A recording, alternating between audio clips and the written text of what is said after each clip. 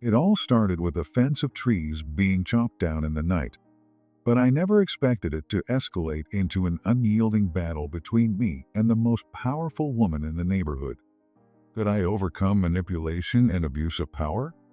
It all began when I, Daniel, a 35-year-old construction engineer, moved into Sunnyside Estates, hoping to find a stable and peaceful life after years of hard work.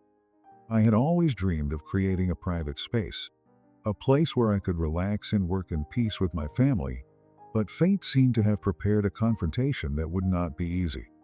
I pulled back the curtains, the morning light poured into the room, and I stepped onto the balcony with a cup of coffee in hand. But as my eyes scanned the front yard, I froze. The lush green fence that I had carefully tended to for months was gone. I slammed the coffee cup down on the table and hurried out to the front porch. The bare spot, the fresh dirt as if someone had just uprooted everything a few hours ago. Rage surged in my chest. "Terry," I called to my neighbor. The middle-aged man, wearing a green polo and khaki shorts, was mowing his lawn with his familiar mower. He looked up, turned off the machine, and squinted at me. "Good morning, Daniel. You don't look too happy." "My tree fence. Where is it?" I asked, my voice a mix of shock and anger. Terry sniffed, placed his hands on his hips. "Haven't you heard? The Homeowners Association, Karen, had it taken down last night." I clenched my fist. "She did this without warning? No notice?" Terry shrugged. "You know Karen. She doesn't need to give notice if she thinks it violates the neighborhood's aesthetic standards. I planted it on my land, Terry. She has no right to do this." Terry sighed, lowering his voice. "Look, Daniel, I get how you feel. But this is Sunnyside Estates. Everything here follows Karen's standards." I didn't respond. I just stared at the empty space in front of me, where the lush trees once created the perfect private area. Now, there was just a bare patch of dirt, a reminder that I didn't truly have control over what happened on my own land. I turned and walked straight to Emily's house, a woman in her 50s whom I had chatted with a few times. She was watering her plants on the porch, and upon seeing me, she set the watering can down and smiled. "Good morning, Daniel. I guess you've just discovered what happened?" I crossed my arms and tilted my head. "What happened to my tree fence?" Emily's smile faded. "I'm sorry, Daniel. They came last night, did it really fast. None of us had a chance to tell you." I took a deep breath. "Who approved this?" "Karen, and she doesn't need approval for anything. She orders things." Emily looked at me sympathetically. "This isn't the first time, Daniel. But you know, anyone who dares to challenge Karen." "Then what?" Emily lowered her voice. "They'll soon regret it." I smirked. "I'm not the type to be intimidated, Emily." She looked at me for a moment before nodding. "Well, you'd better be ready. Karen doesn't like being challenged." I turned and walked away, my mind spinning with thoughts. An idea struck me. If Karen didn't want a tree fence, then I'd build something she couldn't easily remove. A concrete wall, taller, stronger, and entirely legal. I smiled coldly. "All right, Karen. If you like rules, I'll play by the rules." The following days were spent poring over the rigid homeowner association rules. Every dry line of text appeared before my eyes, but I didn't read it just to comply. I read it to find a loophole. I knew if I wanted to face Karen, I had to play by her rules, but better. One afternoon, as I flipped through papers in a nearby cafe, a voice cut through my thoughts. "You're Daniel, right?" I looked up. It was Mark, a neighbor I had only briefly met a few times. "I heard about the tree fence," he said, pulling a chair out and sitting down across from me without waiting for an invitation. "You're not the first. Karen did this to my house 3 years ago." I set my pen down. "She took something from you too?" Mark chuckled bitterly. "My wife's flower bed. She spent months tending it, and then one morning it was gone. The reason? Doesn't fit the common aesthetic." I tightened my grip on my coffee cup. "What did you do?" At first, I was going to make a big deal of it. But then Karen called a meeting and said I was disturbing the neighborhood's harmony. Enough people bought her story, and I became the troublesome neighbor. I have a family. I didn't want my kids to be stigmatized, so I let it go. I frowned. Has anyone ever stood up to her? Mark leaned back in his chair, arms crossed. A few. But most give up halfway. Karen knows how to use her power, turning everything into a personal issue, when in reality, she controls the whole neighborhood. So, what if someone doesn't give up? I looked at him, sensing a small glimmer of hope in my question. Mark paused for a moment, then nodded.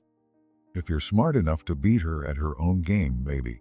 From that day on, I started observing more. I watched how Karen ran the neighborhood, using regulations as a weapon, how she applied pressure on anyone who dared challenge her authority. I talked to more residents. Some whispered about what they'd endured. Others just looked at me with sympathetic eyes. One late evening, I got a text from an unknown number. Meet me in the park at 9 p.m. I have what you need. I looked around the cafe where I was sitting, feeling like someone was watching me.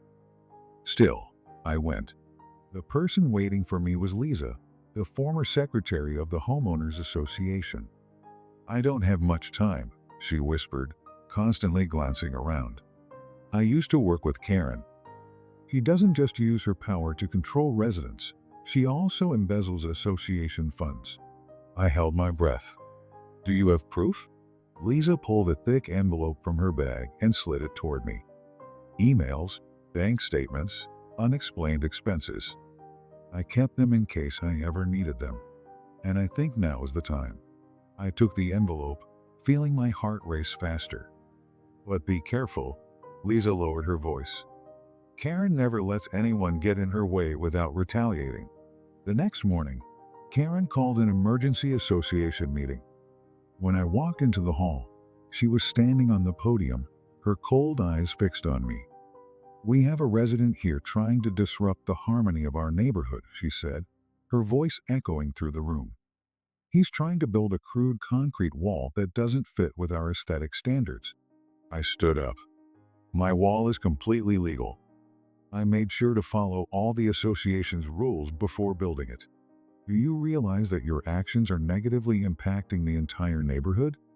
Karen tilted her head, her voice sharp. We can't allow one person to change the face of our community. I took a deep breath, then pulled out the documents Lisa had given me. What about you, Karen? I raised a sheet of paper. Can you explain why the association's funds have been used for unclear expenses? Lavish dinners? Unclear invoices? The room fell silent. Karen stiffened but kept her confident smile. What are you talking about? I placed the stack of documents on the table in front of me. This is proof. I think everyone has a right to know. A wave of murmurs spread through the room. A man stood up. If what Daniel says is true, then Karen, you need to explain. Karen bit her lip, her eyes scanning the crowd as if searching for an escape. But today, no one stood by her. And I knew I had won. The next morning, I was sipping my coffee when the phone rang. An unknown number. Daniel here. A gruff voice came through. You think this is over? I stayed silent for a second. Your wall. It won't stand for long. That was a declaration of war. I smirked. Go ahead and try. The call ended abruptly. I set my cup down, walked out to the front yard. The sunlight glinted off my concrete wall, tall, sturdy, immovable, like a statement. That night, I couldn't sleep. At 3 a.m., a loud noise echoed outside. Thud. I jumped up, rushing to the window. In the dim light, I saw two men standing by the wall, one holding a sledgehammer, the other glancing around. The one with the hammer raised it high and brought it down with all his might. Bang! I didn't move. My wall remained intact. The other man lifted the hammer again, striking harder. The sound of the hammer echoed through the night. But when he stepped back to check, there wasn't even a crack. I opened the door and stepped out. not bothering to hide the sarcasm in my voice. Seems like it's not as easy to break as those tree fences, huh? The two men jumped, spinning around to face me. One cursed, dropped the hammer, and both disappeared into the darkness. I watched them go, then looked at my wall. Not a scratch. I smirked. Karen was out of moves. A few days later, an envelope appeared at my doorstep. No sender. Inside was a stack of documents. I flipped through them, my eyes glued to the numbers. Evidence. Receipts, emails, bank statements, all pointing to Karen embezzling association funds for years. She had used maintenance money for extravagant dinners, private vacations. Who sent this? I immediately called Mark. Meet me at the cafe at 7. I have something you'll want to see. Mark slouched into the chair, pushing a matching envelope toward me. Guess you got it too? His voice was low. I placed the envelope on the table. Lisa? Mark nodded. The former secretary of the association. She'd been working with Karen for years, but eventually, she couldn't take it anymore. I flipped through the pages. We've got enough to bring her down. Mark looked at me. What's your plan? I smiled. Let the community decide. 3 days later, Karen called an emergency meeting. The hall was packed. She stood on the podium as usual, full of power and pride. We have a resident here who's disrupting the harmony of the neighborhood, she said, her voice booming across the room. He built a crude concrete wall that doesn't match our aesthetic standards. I stood up, walking to the front. I have a question for President Karen. She crossed her arms, raising an eyebrow. Oh, it's you again? I thought you learned your lesson last time. I pulled the envelope out, holding the stack of documents high. Can you explain why the association's funds have been used for unclear expenses? The room went silent. Karen blinked, but still kept her smile. What are you talking about? I opened the file, holding it up. Luxury restaurant bills, wire transfers to personal accounts, all from the association's funds. Whispers spread throughout the hall. A resident stood up. If this is true, Karen, you need to explain. I locked eyes with her. Looks like no one's on your side now. 3 days later, the vote to remove her took place. When the results were announced, I saw Karen standing there, her hands clenched, her face pale. But this time, no one stood by her. Karen didn't say anything, just quickly left the hall, straight to her car. No one stopped her. No one even said goodbye. A few days later, I stood before my concrete wall, looking at it with pride. An elderly man approached, extending his hand. Thank you, Daniel. This neighborhood needed a change. I shook his hand, feeling lighter than I had in a long time. I hadn't just protected my own rights. I had brought justice to an entire community. I'll always remember the thrill of presenting the evidence to the community, my voice steady, my heart pounding with each beat. I won't stay silent anymore, I said, and as I looked around, I saw the eyes slowly changing, first from doubt to realization, then from fear to determination. When the truth about Karen was exposed, no one protected her. Residents who had once been silent now spoke up, reclaiming the rights they deserved. The vote to remove her was swift. No one stood by her. She left quietly, no longer holding the power she once flaunted. And when that door closed, another one opened for this neighborhood, a future where everyone had a voice, where justice was no longer manipulated. Now, whenever I step out onto my porch, I don't just see neat houses, well-trimmed lawns. I feel the change in the air. No more covert threats, no more unreasonable impositions. Instead, there's respect, a stronger community after the storm. I tighten my grip on my hand, lightly touching the cool concrete wall.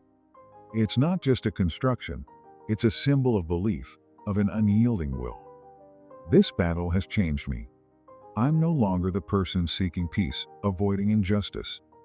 I've learned that some things are worth fighting for, and when we stand up, those who abuse power can no longer hide the truth. An elderly man approached, a sincere look in his eyes. "Thank you, Daniel," he said, shaking my hand. "Without you, this neighborhood would still be held back by senseless rules." I nodded, feeling lighter than ever. I hadn't just protected myself. I had helped an entire community find its voice. Justice didn't come instantly, but with persistence, it will always prevail. I turned and looked up at the sky, silently telling myself, this is just the beginning. So, no matter how dark the shadows grow, no matter how many threats or brutal efforts come from the powers that be, I'll always stand strong like the concrete wall that never wavers, a testament to the resilience of humans against the harshest trials life throws our way. And I believe that somewhere, there are many others who will join forces, walking the path of truth and justice, creating a future where every individual lives according to their true value, free from fear. This is my story, the story of a man who not only wanted a private space but dared to stand up for what was right, dared to face every challenge, and in the end, turn the wounds of the past into a symbol of strength and belief in a brighter tomorrow. If you were in my position, oppressed, manipulated, would you stand up and fight or choose to stay silent to avoid trouble? Share your thoughts in the comments.